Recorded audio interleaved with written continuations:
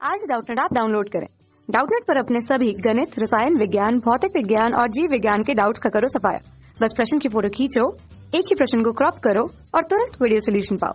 अभी डाउनलोड करें। नमस्कार दोस्तों, हमारा प्रश्न है कि दोस्तों यहाँ पे खाली स्थान दिया गया और हमें इस खाली स्थान की पूर्ति करनी है। और हमें प्रश्न में पूछा गया है कि शीशे के कण, जिसे हम कहते हैं शीशा, हमारा क्या होता है? ये होता है हमारा लेड। ठीक है, तो हमें बोला गया है कि शीशे के कण से खाली स्थान के रोग होते हैं। तो दोस्तों हमें बताना है कि शीशे के जो कण होते हैं इससे हमारे शरीर के अंदर कौन से रोग उत्पन्न होते हैं। ठीक है, तो दोस्तों हम जानते हैं कि जो हमारा शीशा है, ठीक है, शीशा, इसे हम क्या कहते हैं? इसे हम कहते हैं लेड। और इसका सूत्र क्या होता है? इसे हम जानते हैं पीबी के तौर पे। ठीक है, इसके परमाणु को हम संकेत के रूप में किस तरह से लिखते हैं? ये होता है हमारा पीबी।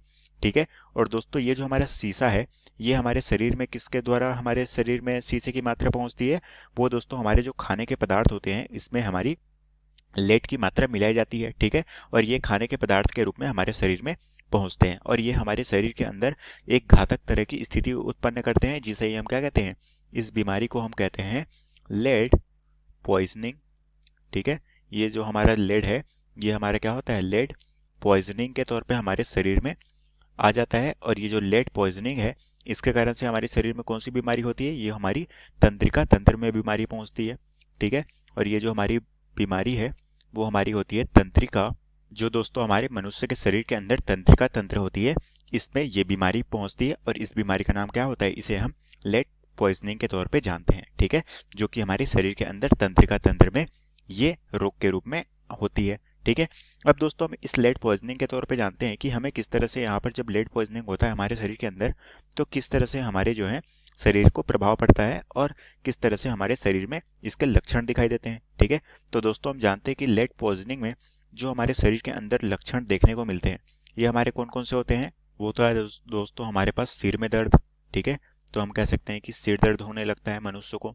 साथ में सिर दर्द के साथ साथ क्या होता है? पेट में दर्द होने चालू हो जाती है।